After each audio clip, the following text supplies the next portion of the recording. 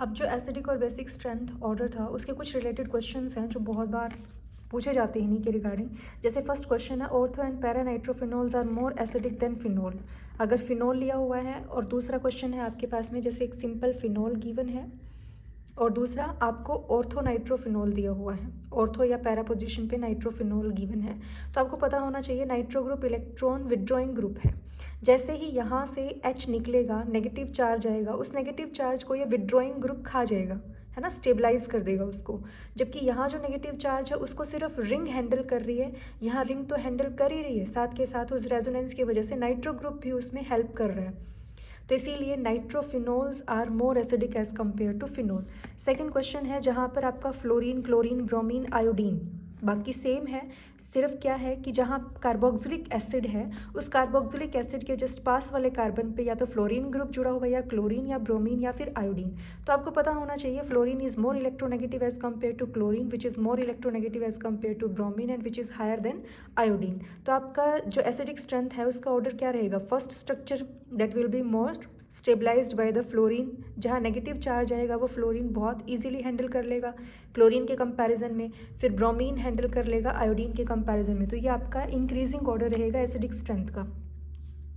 अब पूछा है कि सिर्फ फ्लोरीन जुड़ा हुआ है लेकिन फ्लोरीन का नंबर वेरी कर रहा है, यहाँ तो आपका हेलोजन वेरी कर रहा था, नेक्स्ट क्वेश्चन में आपका फ्लोरीन का नंबर वेरी कर रहा है। फर्स्ट क्या है जिसमें कोई भी आपका हेलोजन नहीं जुड़ा हुआ है, सिर्फ CH3COH ग्रुप है। नेक्स्ट में क्या है, यह एक फ्लोरीन जुड़ गया है, नेक्स्ट में 2 फ्लोरीन जुड़ गए हैं, उससे अगले में 3 फ्लोरीन जुड़ गए हैं। तो जितने ज़्यादा विड्रॉइंग ग्रुप जुड़ेंगे उतना ही वो नेगेटिव चार्ज को कंट्रोल कर पाएंगे। जब H पॉजिटिव निकलने के बाद जो नेगेटिव चार्ज आएगा उसको उतना ही अच्छे से हैंडल कर पाएंगे, तो इसीलिए वो स्ट्रॉन्ग एसिड रहेंगे। मीन्स जितना इलेक्ट्रोनेगेटिव एलिमेंट हायर होगा या उसका नंबर ज़्यादा होगा that will be more acidic. तो आपका जो ये फोर्थ स्ट्रक्चर है वो more acidic as compare to third, and third is more than second, and second is more as compare to first. जैसे यहाँ पे गिवन है फर्स्ट और सेकेंड स्ट्रक्चर में यहाँ एक भी हेलोजन ग्रुप नहीं है, यहाँ सिर्फ ब्रोमीन जुड़ा हुआ है। तो अगेन हेलोजन तो यहाँ पर है ही, तो इस वजह से यहाँ पर क्या आ जाएगा, second structure will be more stable as compare to first one. उससे अगला क्या है कि जब आपके पास में फ्लोरीन पोजीशन अलग कर लेता है, जहाँ पर आपका कार्बोक्सिलिक एसिड जुड़ा हुआ है, एक तो उसी के साथ वाले कार्बन पे फ्लोरीन हो, एक उससे अगले पे हो और फिर उससे अगले पे हो, तो ये क्या है, इंडक्टिव इफेक्ट को, फ्लोरीन विड्रॉइंग ग्रुप होता है तो -I इफेक्ट यहाँ पर ये शो करेगा। तो जिसकी वजह से इंडक्टिव इफेक्ट डिस्टेंस डिपेंडेंट होता है, जितना पास में फ्लोरीन रहेगा वो नेगेटिव चार्ज को उतना अच्छे से हैंडल कर पाएगा। तो यहाँ पास में है कार्बोक्सिलिक एसिड के, नेगेटिव चार्ज को अच्छे से हैंडल करेगा। यहाँ डिस्टेंस 1 कार्बन से ज़्यादा हो गया, यहाँ पर आपका 2 कार्बन से ज़्यादा हो गया, तो इसीलिए this one is your more electronegative more acidic as compare to this and this. Next है एनिलीन के बारे में। एनिलीन आता है तो मतलब बेसिक स्ट्रेंथ आपसे पूछी गई है, तो एनिलीन में क्या ध्यान देना है कि लोन पेयर जो है वो इजीली अवेलेबल नहीं होता है, क्योंकि लोन पेयर आपका रिंग में घूमता रहता है, तो ये बेसिक कम बन जाता है। अब दूसरे केस में कहा है कि ऐसे ऐसे 2 रिंग आ जाएं, तो अभी तो लोन पेयर एक रिंग में बिजी था, अभी लोन पेयर जो है इस रिंग के साथ भी कॉन्जुगेशन में है और इसमें भी है, अब ये 2 जगह बिजी है, तो इसकी जो अवेलेबिलिटी है और कम हो गई। फिर थर्ड है कि 3 रिंग जुड़ जाए, मतलब एक और रिंग आप यहाँ पे लगा दो, तो यहाँ ये एक में बिजी है, एक रिंग में, यहाँ 2 रिंग में बिजी है, तीसरे में 3 में अगर बिजी हो जाएगा तो ये इलेक्ट्रॉन इजीली अवेलेबल नहीं होंगे, तो बेसिक स्ट्रेंथ कम हो जाएगी। बेसिक स्ट्रेंथ मतलब इलेक्ट्रॉन का मिलना, और अगर इलेक्ट्रॉन बिजी रहेंगे तो वो कम मिलेंगे, तो बेसिक स्ट्रेंथ कम हो जाएगी।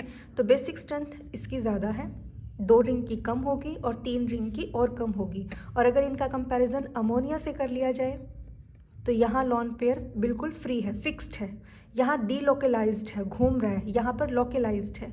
तो ammonia is more basic as compare to aniline. तो रिंग जितनी ज़्यादा होंगी उसका बेसिक स्ट्रेंथ या बेसिक कैरेक्टर और कम हो जाएगा। 7th क्वेश्चन है जिसके अंदर आप में एक रिंग दे रखी है, एक में आपको एल्काइल ग्रुप दे रखा है, एक में 2 एल्काइल ग्रुप दे रखे हैं और एक आपको अमीन दे रखा है। तो खुद सोचो एरोमेटिक की बेसिक स्ट्रेंथ तो एलिफेटिक से कम है, मीन्स ये तो सबसे लास्ट में आएगा। फिर यहाँ पे आपने क्या चेक करना है, यहाँ पर कोई भी इलेक्ट्रॉन रिलीजिंग ग्रुप नहीं है, सिर्फ लोन पेयर है। यहाँ लोन पेयर है और इसके साथ ऐसे दो ग्रुप जुड़े हुए हैं जो और भर भर के इलेक्ट्रॉन इसको देंगी। तो वो और इलेक्ट्रॉन अगर देंगे तो ये और इलेक्ट्रॉन दे पाएगा, यानी ये बेस बन पाएगा। अच्छा, तो जितने एल्काइल ग्रुप जुड़ेंगे वो उतना ही बेसिक, मीन्स यहाँ पर जो थर्ड है वो कैसा होगा, हायर बेसिक होगा एज़ कम्पेयर टू सेकेंड, क्योंकि सेकेंड में कम से कम एक साइड से तो ऐसा ग्रुप है जो एल्काइल है। उसके बाद हमारे पास अमोनिया आएगा, यानी जिसके पास एक भी एल्काइल ग्रुप नहीं है लेकिन इसका लोन पेयर कम से कम कहीं घूम तो नहीं रहा। जो आपका फर्स्ट वन है वो सबसे कम बेसिक है, क्योंकि उसका जो लोन पेयर है वो घूम रहा है, इजीली अवेलेबल नहीं है, तो यहाँ पर इसकी बेसिक स्ट्रेंथ और कम हो जाएगी। नेक्स्ट क्वेश्चन है, orthonitrophenol is more acidic than the orthomethoxyphenol. Nitrophenol मतलब नाइट्रो ग्रुप जुड़ा हुआ है फिनॉल पे, ऑर्थोमिथॉक्सी मतलब OCH3 ग्रुप जुड़ा हुआ है फिनॉल पे। तो ये जो होता है रिलीजिंग ग्रुप होता है प्लस R इफेक्ट, और इसका होता है माइनस R इफेक्ट। तो ये प्लस R इफेक्ट क्या करेगा, इलेक्ट्रॉन देगा इसको, इसके जो इलेक्ट्रॉन थे ये इसको इजीली अवेलेबल करेगा। तो एसिडिक तो क्या करता है, इलेक्ट्रॉन देता नहीं है, लेता है। ये इलेक्ट्रॉन इसको देगा तो ये भी किसी को देगा, जब इनके पास इलेक्ट्रॉन ज़्यादा हो जाएंगे तो वो बांटना शुरू कर देंगे, तो ये कम एसिडिक हो जाएगा।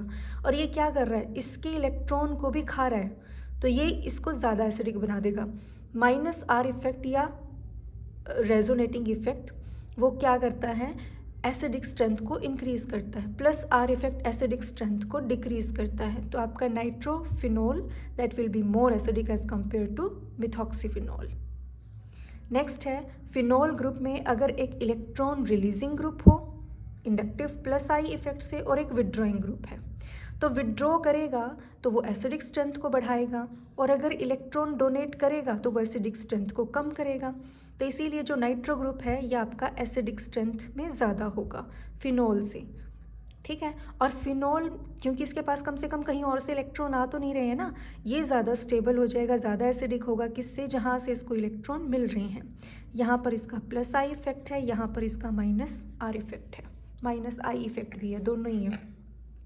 तो ध्यान रखोगे, नाइट्रो ग्रुप इलेक्ट्रॉन गेन करता है तो उसको भिखारी बना देगा, एक तरीके से एसिडिक हो जाएगा। ये इससे कम एसिडिक है और ये सबसे कम एसिडिक है। फिर है कि एनिलीन, एनिलीन का नाम आते ही ध्यान रखोगे बेसिक नेचर। तो एनिलीन इनमें से कौन सा बेसिक होगा, अब देखो ये इलेक्ट्रॉन खा लेता है और बेस का काम होता है इलेक्ट्रॉन देना, तो जब ये इलेक्ट्रॉन बचने ही नहीं देगा तो ये देगा कहाँ से, तो हमेशा माइनस R इफेक्ट, ये याद रखो, minus R effect acidic strength को तो बढ़ाएगा और minus R effect basic strength को कम करेगा। इसका अपोजिट क्या हो जाएगा, अगर हम प्लस R की बात करें तो वो एसिडिक स्ट्रेंथ को कम करेगा, और अगर minus plus R basic strength को इंक्रीज करेगा। ये भी आप ध्यान रखोगे। इलेक्ट्रॉन रिलीजिंग ग्रुप है तो उसको हम कहेंगे प्लस R इफेक्ट, और विड्रॉइंग ग्रुप है उसको कहेंगे माइनस R इफेक्ट। तो ये क्या कर रहा है, इसको इलेक्ट्रॉन, इससे इलेक्ट्रॉन छीन लेगा, इलेक्ट्रॉन छीन लेगा तो ये कम बेसिक हुआ इससे, और ये इसको इलेक्ट्रॉन डोनेट करने आया है तो ये भी इलेक्ट्रॉन दे पाएगा, तो ये हो गया आपका हायर बेसिक, ये हो गया आपका वीकर बेसिक। फिर है, अगर हमारे पास एनिलीन है और उसमें नाइट्रोजन के पास ही एक कार्बन का ग्रुप आके जुड़ जाए, तो ये कार्बन क्या करेगा, नाइट्रोजन को इलेक्ट्रॉन देगा। तो यहाँ क्या है, इसका इलेक्ट्रॉन बिजी है, घूम रहा है, यहाँ पर इसका इलेक्ट्रॉन घूम तो रहा है लेकिन ये कार्बन इसको इलेक्ट्रॉन दे रहा है, तो इस पर इलेक्ट्रॉन की अवेलेबिलिटी थोड़ी सी ज़्यादा हो जाएगी इससे। और अगर इसको इलेक्ट्रॉन देने वाले दो जुड़ जाएं तो यहाँ इलेक्ट्रॉन और ज़्यादा हो जाएंगे। तो बेस क्या कहता है, जिसके पास ज़्यादा इलेक्ट्रॉन वो ज़्यादा बेसिक, तो ये क्या हो जाएगा आपका हायर बेसिक, ये क्या हो जाएगा कम बेसिक। अब पूछा गया है कि pKb वैल्यू, बेस का अपोजिट क्या होता है, बेसिक स्ट्रेंथ का अपोजिट क्या होता है, pKb। अगर pKb की वैल्यू ज़्यादा है तो बेसिक स्ट्रेंथ कम, pKb की वैल्यू अगर कम है तो बेसिक स्ट्रेंथ की वैल्यू ज़्यादा, ये याद रखोगे आप। यानी आप पहले बेस से रिलेट करके देखो, ये आपके पास है, दूसरा ये कंपाउंड है आपके पास, तो इनमें से बेसिक कौन होगा। अब इसका इलेक्ट्रॉन तो घूमने में बिजी है तो ये नहीं दे पाएगा इलेक्ट्रॉन। इसका इलेक्ट्रॉन तो डिलोकलाइज्ड नहीं है, एक ही जगह है, मतलब इजीली ये इलेक्ट्रॉन दे सकता है। दूसरा, इधर से और इलेक्ट्रॉन इसको मिल रहे हैं, तो ये ज़्यादा बेसिक हो गया। अगर ये बेसिक ज़्यादा है, इसकी बेसिक स्ट्रेंथ ज़्यादा है, तो इसके पीकेबी की वैल्यू क्या हो जाएगी? कम। ठीक है, तो इसीलिए इसकी पीकेबी की वैल्यू क्या हो जाएगी? ज़्यादा, क्योंकि ये कम बेसिक है, इसका इलेक्ट्रॉन घूमता रह गया। एक और लास्ट क्वेश्चन है कि अगर हमारे पास बेंजोइक एसिड है, दोनों में बेंजोइक एसिड है, पैरा पोजीशन पर एक में फ्लोरीन जुड़े हुए हैं, एक में हाइड्रोजन, तो फ्लोरीन क्या करता है? इलेक्ट्रॉन विदड्रॉ कर लेता है। जो इलेक्ट्रॉन विदड्रॉ करेगा वो एसिडिटी को बढ़ाएगा, तो ये आपका हायर एसिडिक हो जाएगा इसके कंपैरिजन में। तो फर्स्ट की एसिडिक स्ट्रेंथ क्या हो जाएगी? ज़्यादा एज़ कम्पेयर टू सेकेंड। इन्हीं क्वेश्चंस को अगर आप ध्यान से देख लोगे तो इनसे बाहर कोई भी एसिडिक और बेसिक स्ट्रेंथ का क्वेश्चन नहीं आएगा।